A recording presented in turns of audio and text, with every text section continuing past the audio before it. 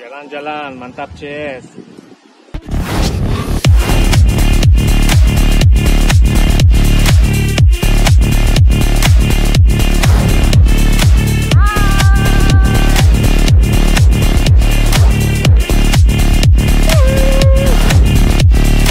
Yo, selamat sore, jumpa lagi dengan saya Jimmy dari Musafir Rock and Roll. Kali ini saya kedatangan lagi-lagi teman baik. Namanya siapa nih, Bang Pai? Kenalin namanya Bang Pai. Namanya Pai. Pai, teman saya, teman baik di Palembang. Kebetulan beliau pengen tanya-tanya pengalaman saya sewaktu di Amerika. Sekedar ngobrol ngalor ngidul santai lah ya, Pai ya. Ya benar-benar. Ya. Iya. Sharing-sharingnya nggak? Sharing ya. Bagi-bagi ilmu lah ya. Siapa tahu kemudian mungkin inspirasi ya. Beliau atau teman-teman lain yang ada di channel ini terbang keluar ya, untuk mau pergi ke percaya Amerika diri, atau ke Inggris atau kemana lah, terserah lah. Kayak gitu teman-teman. Kira-kira mau bahas apa nih kita nih Bang Pai nih? Sekarang gimana kabarnya Bang Jim? Alhamdulillah kabarnya baik. Agak buntu cuman. Buntu tuh kalau kata orang Palembang bokeh. Bang Jim ini dari sekian banyak negara, kenapa pilihnya ke US ya? Kenapa dari sekian banyak negara saya milih US? Karena faktor senang musik sih. Senang musik ya. Beberapa band favorit aku itu yang bikin dari 80% ya lebih ke senang musik karena kayak kondisi negaranya mungkin senang band-bandnya dari Amerika kayak klip-klipnya suasananya kayak Biohazard, Beastie Boys, Skop It All, apalagi banyak kayak band rock band-band New York lah ya. Transit ya. Selain itu ya band-band dari luar New York juga banyak yang bagus lah. Itu kurang lebih gitu ya pertanyaan. Di salah satu konten nih Bang, saya ada salah satu pertanyaan gitu tentang Tina Agency. Tina Agency. Lumayan banyak apa sih? Lumayan banyak tuh yang nanya tentang Tina Agency. Tina Agency itu tentang penyalur tenaga kerja lah. Jadi Tina Agency itu letaknya di New York ya, di daerah Canal Street. Tina ini sudah berdiri mungkin dari tahun 80-an silam lah ya. Yang punya Chinese, katanya sih ada yang bilang Chinese dari Cina langsung, ada yang bilang juga dari Malaysia, saya kurang tahu lah, kurang lebih gitu ya. Apa syarat kerja apply di situ? Apply di Tina ya? Ya di Tina. Tina itu sebenarnya kalau nggak ada syarat ya. Kalau misalnya kita mampu dan skill kita ada, kita bisa memakai jasa Tina. Jadi sekalipun imigran gelap, kita pun bisa pakai jasa Tina. Jadi misalnya kita datang ke Tina, kita datang ke Tina, kita tanya ada pekerjaan nggak Tina misalnya gitu. Tinanya nanti bakal balik tanya ke kita, kerjaan apa yang kamu mau, misalnya kita bilang dishwasher, tukang cuci piring, ataupun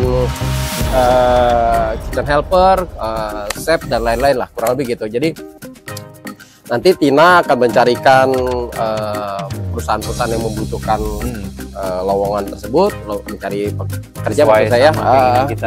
Nanti Tina bakal bilang, ada nih misalnya di New Jersey, ada nih di Philadelphia atau di New York ataupun di Texas dan lain-lain, kurang lebih gitu nih. Terus bidang kerjanya apa aja di sini? Bidang kerjanya tadi kayak saya tadi bilang itu rata-rata sih pekerjaan di bidang restoran ya. Restoran. Misalnya kitchen helper, DJ, tukang cuci piring,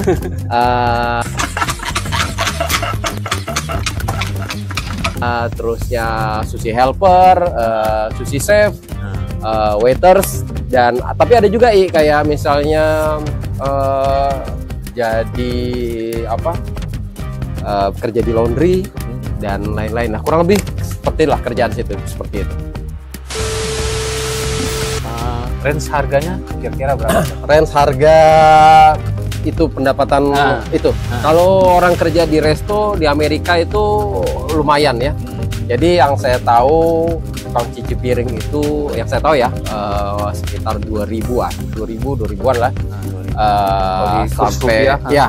Terusnya kalau kitchen helper itu sekitar 2.500 kurang lebih, dan sushi helper tuh mungkin ya 4.000 dan ke atas lah mungkin ya.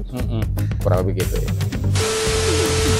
Tina Agency itu nama orang apa terus dari mana dia berasal? Tina itu nama si ibu itu. Ibunya lumayan agak bawel ya teman-teman ya. Jadi kuat-kuat mental misalnya mau ke sana, dan Tina Agency itu nama si ibu, sepertinya si owner ya. Dia sepertinya saya kayak bilang tadi berasal dari Cina, atau ada juga saya bilang dia Cina Malaysia, saya kurang tahu. Yang jelas kalau kita ke sana kita harus menguasai bahasa Inggris Bang Pai, kurang lebih gitu. Aman nggak uang kita di sana maksudnya? Sistemnya gini, kalau misalnya di Tina itu kita misalnya kita cari kerja Bang Pai ya. Misalnya kita mau jadi sushi helper misalnya gitu.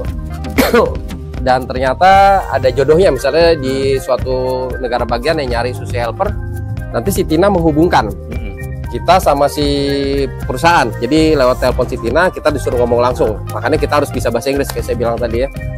Nah nanti ketika negonya itu cocok, kita bayar $60, cuma $60 yang saya tahu sih terakhir $60, walaupun saya sendiri belum pernah pakai jasa Tina. Itu salah satu agen kerja yang maksudnya aman kan? Aman untuk pendatang dari Indo, dari seluruh dunia. Jadi sebenarnya di tempat lain bukan yang tipu tempat lain sebenarnya di New York itu gitu. Ada cuman Tina nih lebih populer lah.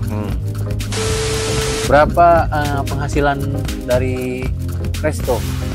Penghasilan dari resto itu Gaji, kayak saya bilang tadi ya, kurang lebih kalau ya dishwasher itu 1.600 sampai 2.000 lah. Mungkin ya tergantung besar kecil restoran. Kalau kitchen helper itu 2.000-an ya, 2.500 yang saya tahu ya.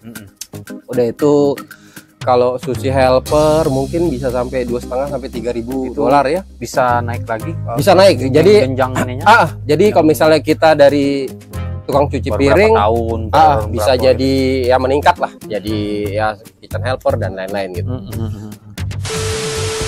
Terus pesan buat teman-teman yang ingin menuju US gimana? Kalau pesan untuk teman-teman yang ingin menuju US ya, yang pasti harus menguasai bahasa Inggris dulu lah ya. Yang pertama. Karena basic lah.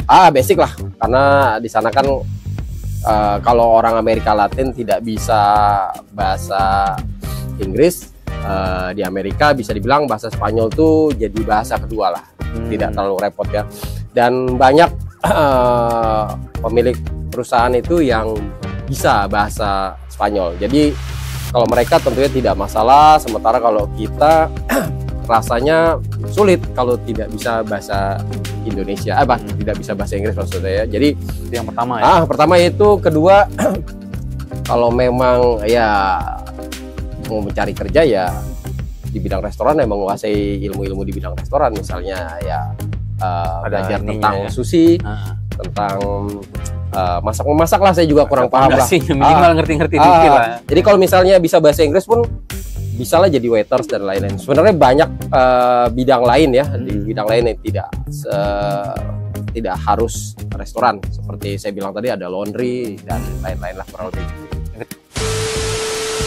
Tiga ada lagi mungkin pesannya? Pesannya kalau ke Amerika ya jelas butuh modal banyak ya. Modal banyak ya, karena ongkos pesawat ke sana kan tidak murah. Kalau terserah sih, saya tidak memprovokasi teman-teman untuk kerja di sana, karena seperti saya sering bilang, kondisi Amerika lagi tidak bagus. Jadi kurang lebih ya berpikir 2 kali lah untuk pergi ke Amerika. Tapi kalau kalian ingin sekolah atau jalan-jalan ataupun yang lain, terserah kalian, itu hak kalian. Kalau